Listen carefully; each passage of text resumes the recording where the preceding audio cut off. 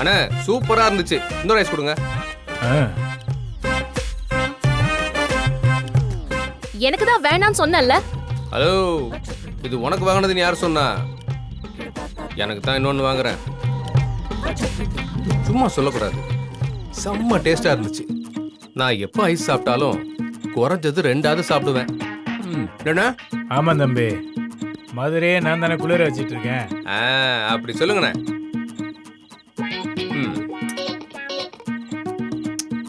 மீனாட்சி, உண்மையாவே சூப்பரா இருக்கு. ஒன்னு சாப்பிட்டு பாரு.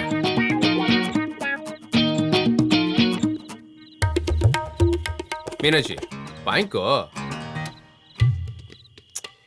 அண்ணா இன்னொன்னு எடுங்க.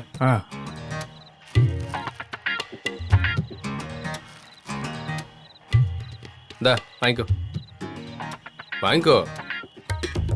மா இது ஒன்றும் இலவசம் இல்லைம்மா, கடந்தேன். எல்லாத்தையும் குறிச்சு வச்சுக்கிட்டு அப்புறம் முத்தமா கொடு. என்னது? இல்ல மொத்தமா கொடுன்னு சொன்னேன். இந்த வாங்கிக்கோ.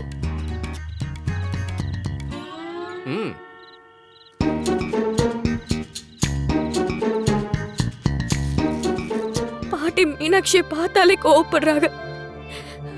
அதெல்லாம் எப்ப போகும்னு எனக்கு தெரியல. அப்படிலாம் நினைக்காதம்மா, அவங்க மனசு கண்டிப்பா மாறும். நீ மீனாட்சி நினைச்சு கவலைப்படாத. அவ தைரியமான பொண்ணு. வேலையில எங்க போய் கஷ்டப்பட்டுட்டு இருக்கான்னு தெரியல. அவளுக்கு கண்டிப்பா தங்கறதுக்கு ஏதாவது வீடு கிடைக்கும். ஜீவா கூட போயிருக்கான்ல, அவளை அப்படிலாம் தனியா விட்டுட மாட்டான். அவளை பார்த்துப்பான். ஆனாலும் எனக்கு மனசே கேட்கல. அப்போ அத நான் வேணா மீனாட்சிக்கு ஃபோன் பண்ணி பார்க்கவா?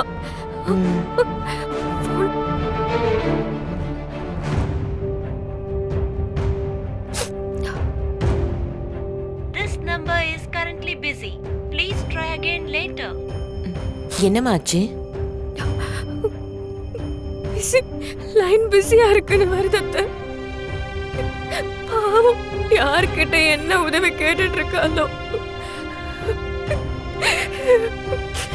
எனக்கு ரொம்ப கஷ்டமா இருக்கு. தேனி, நல்லதே நடக்கும். அழாதம்மா, அழாத தேனி, சொன்னா கேளு. அழாதம்மா.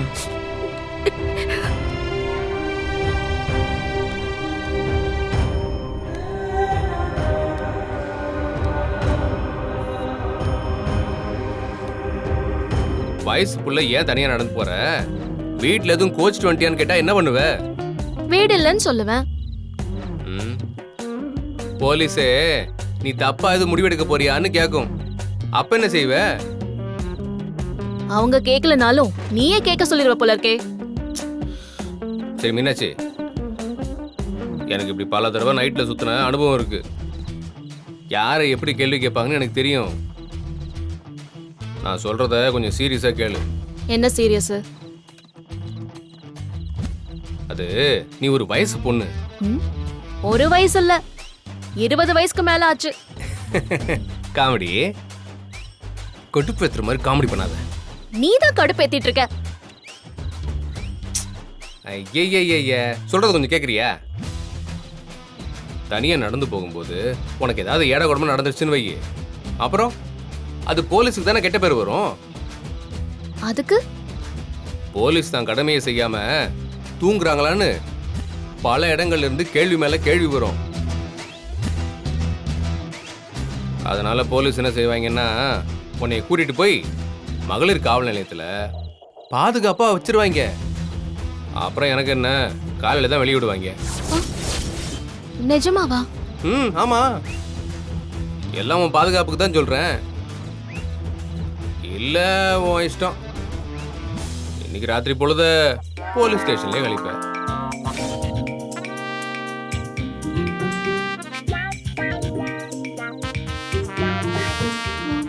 இப்ப நான் என்ன பண்ணணுங்கிற? அப்படி வா வலிக்கு. பேசாம என் வண்டியில உட்காரு. போலீஸ் என்னதானே கேள்வி கேட்கும், நான் சமாளிச்சுக்கிறேன். ரொம்ப யோசிக்காத, அப்புறம் அவங்க வந்துட போறாங்க. அவங்க தாண்டி போனதுக்கு அப்புறமா நீ உன் விஷயத்துக்கு நடந்து போமா. சரி, வேணும்னா சொல்லு, உன்னை நான் ஒன்றும் கம்பல் பண்ணல. பார்த்துக்க. படத்துக்கு போயிட்டு வரோம் சார். இது யாரு? என் பொண்டாட்டி சார்.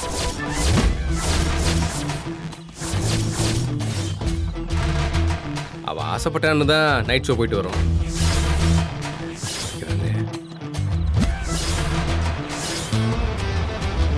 ஓ, நல்ல ஜோடி பொருத்தம். Thanks sir. பார்க்குறவங்களாம் ஊரில் தான் சொல்கிறாங்க. இல்லை மீனாட்சி?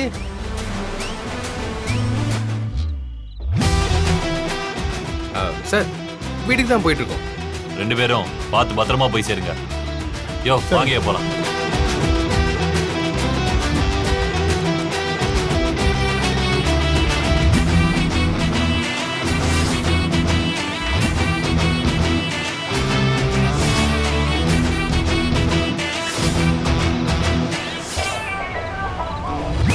உன்னை யார் இப்படி சொல்ல சொன்னா?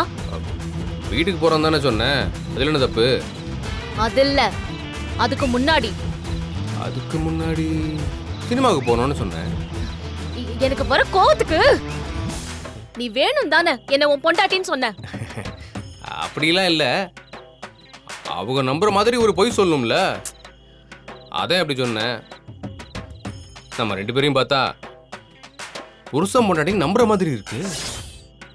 அதான் ஜோடி பொருத்தம் பிரமாதம்னு போலீஸ் சொல்லிட்டு போயிட்டார்ல. எனக்கு அதை கேட்கும் போது அப்படியே காதுல ஊசி குத்துற மாதிரி இருக்கு. எனக்கு வெறுப்பாகணும் தான் இப்படி பண்றல்ல. ஹலோ, இங்காரு மீனாட்சி, நீ வெறுப்பாகணும்னு நான் சொல்லல. அவங்களுக்கு டவுட் வந்தா நான் சொன்ன மாதிரி உன்னை ஸ்டேஷன்ல கொண்டு போய் வச்சுப்பாங்க. அதை தடுக்கிறதுக்காக தான் அப்படி சொன்னேன். மீனாட்சி, என்னாச்சு? சும்மா இருக்கியா? என்னாச்சுன்னு சொன்னா தானே புரியும். வயிறு வலிக்குது, போதுமா?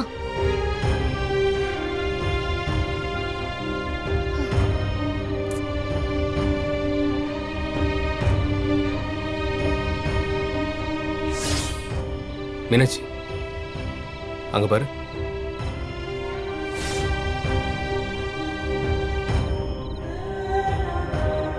போயிட்டு வா. பைய வச்சுட்டு போ, நான் பாத்துக்கிறேன்.